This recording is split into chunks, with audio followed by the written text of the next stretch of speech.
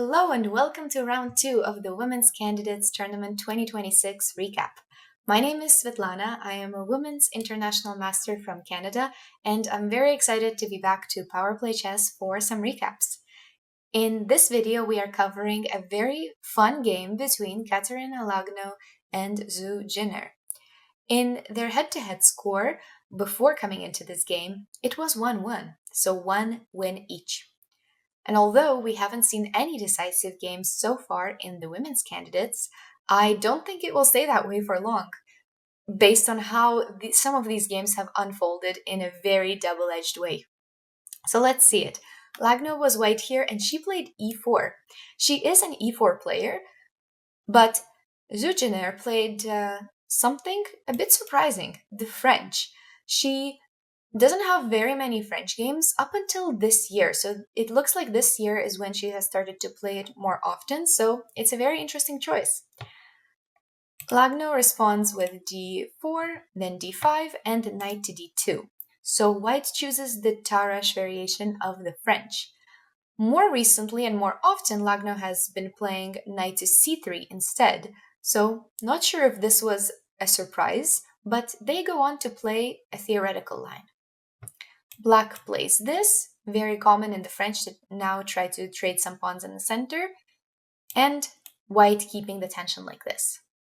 Now, there's a lot of trades that can happen, but they go on to play the main line, which is takes here, and white takes back like this. Taking back like this is also an option, but this one is also really common pawn structure in this opening. Here, black temporarily gets an extra pawn, but oftentimes white will win it back, this pawn right here, and also get some extra development for now while they are still lacking that pawn. So white goes bishop here, attacking the queen. The queen can retreat to many places. Queen d6 is the most popular choice, and now Lagno goes for a rather surprising move. Knight to e4. She plays it instantly, which probably means it was part of the preparation, but a more typical way is to get the king to safety first with castling, and after that, the knight cannot go to e4 anymore, and it goes right here to win back this pawn with very typical positions. So this was more common, but she plays this instead, and now queen to b4 check. This is exactly why the king goes to castle first, because now one of the knights needs to retreat, and she retreats this knight, so no repetition here. Now, black needs to develop somehow, and she chooses to go knight here. There now is an option for white to take that knight or to not take that knight, and she decides to go for it and to double these pawns. There was another option which is a bit shakier, which was c3. I don't know if I would have gone for that with the pawns being so unstable. So here there's definitely no chance for white to gain back that pawn, but some initiative.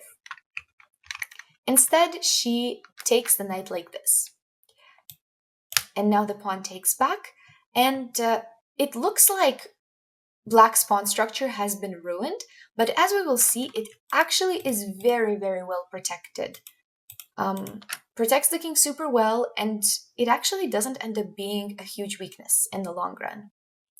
White still has that extra development though, and castles, and it looks like white is castling right into the line of fire on the g-file, but it's actually going to be a very double-sided attack because black also needs to do something about their king, and if they keep it in the center, then white's pieces are also very quick to come in and attack it in the future. And remember, black is still up a pawn, but white gained some development. So Jiner goes knight out and rook to e1. From here on, this position is completely new and has never been played before, but I'm sure both of them have been out of theory already, which is nice that we get a new fresh position here. Honestly, if you had to You have to compare whether an extra pawn is always worth it to establish whether there is compensation or not. Honestly, I think I like black's extra pawn a bit better, and so far Zhu Jiner played great to keep it without being too passive, and there is going to be, and Zhu actually does gain some momentum and gets to keep that pawn in the long run. So she goes bishop here, continuing the development, and now queen back. It was definitely not good to accept this pawn sacrifice. It's although there's nothing immediate, it's just too dangerous to allow white to have that much piece activity and that many threats. So in the game, queen b6 goes back, and here was a very important moment, which doesn't look so important, but it is. And here Lagno loses some momentum because she takes the pawn here. It looks like a relatively good move, but the best move was actually bishop to f1. The idea is to free up that square for the knight, and the knight goes there next, attacking the queen.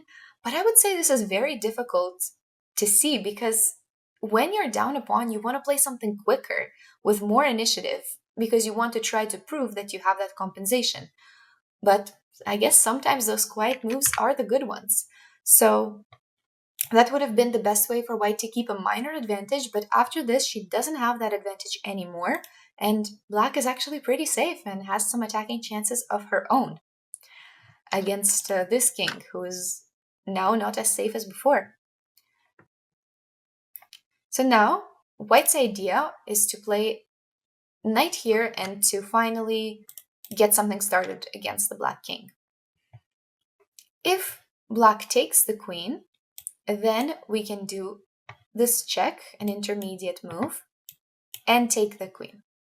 Because after this, there's rook to d7. This evens things out and makes it rather equal in the end.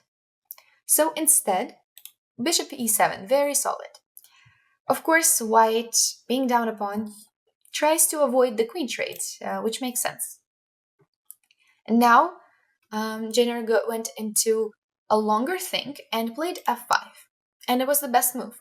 Suddenly, these black pawns are becoming a menace, and the king looks completely safe behind that wall and behind all the pieces being supportive.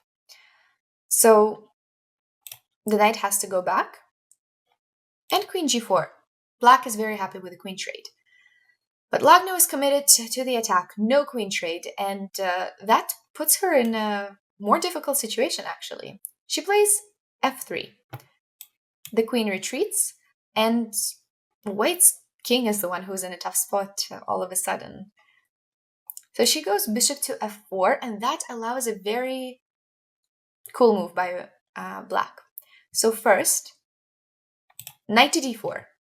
Well done, because now all of black's pieces look like they're about to attack, and both of the players here had about 20 minutes left on their clock, which is around that time when you start feeling like the time pressure is coming close, and the board itself is also about to get heated. So Lagno plays queen f2, and I don't know how often I should do this in recaps, but this is a really beautiful moment where you could try to pause the video and find the move yourself. Try to find what you would play as black. Okay, pause the video if you'd like, or just keep watching. And the move that happened in the game was knight takes f3. Really beautiful, really nice knight sacrifice. But I will say there was another option. If you found bishop to c5, that was actually even better. Both are pretty good though. But the thing is, there's a really, really huge threat on the dark squares after white decided to avoid that queen trade. And if the king moves away, then there is knight to b3, which is very sneaky to defend the bishop but also attack the rook at the same time. And black can win the rook, and this would be definitely a winning position at that point. Other moves like bishop to e3, which looks very safe for now, but it's actually not because of f4. And the bishop has to go away and let that diagonal, it has to step away from it, and black will have much more threats. The computer here says that rook e3 is the best move, but it looks quite ugly, and you would never want so many of your valuable pieces on this diagonal. But still, black definitely would have been better if this had happened in the game. Instead, she did play that knight f3 move, which is the one I said initially, and that's great too. Now the trade is a bit forced, like this, and the idea is now this double attack. So black won their second pawn in the process. The game is definitely shifting in black's favor, but honestly, it became a bit more shaky at the same time, so this might be exactly what white needs to make that comeback. She plays queen g3 for now, just creating some extra threats. Black's bishops are activating and becoming stronger, and for now, all of them are just getting their pieces into the position and trying to develop. h3, just creating that extra space, and h5 from black. This is a good move, and it's a bit hard to understand what to do because black cannot castle to any, into any of the directions, so black just has to start an attack without it. So at this point, Lagno plays h4. This ended up being a mistake because it creates extra weaknesses. I do think that her intention was the opposite, though. I think she just wanted to create that extra support and, on the opposite, close that side a bit more. But it didn't have that effect, and it ended up being an extra weakness. It would have been better to play bishop to e5. So in the game, this is what happens, and Zhu plays rook to d8. Very good so far. Bishop g5 now, bishop took, queen took. And here, black had the best position that she has had all game. It is not that obvious to understand what black needs to do to win, but the position is winning. The main thing that they need to pursue is king safety. That has been the theme all along. And they could take rook d1 would have been good, but the best move is rook to d7. Looks a little bit unnatural, but very, very solid. And the idea is that after takes, we take back with the king, and no matter what white does, they can have a few of these threats for now, but eventually that king actually castles artificially, and that rook trade benefits black, and they're still up 2 pawns from that tactic, and this would have been very, very good.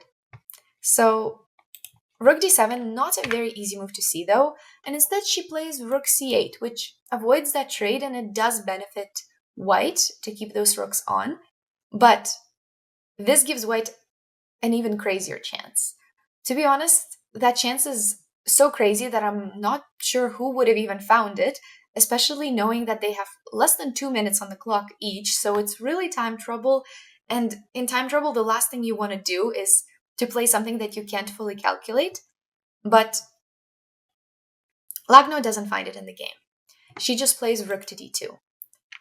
The move was knight to b5, going on a square that's protected twice, but there is a point to each.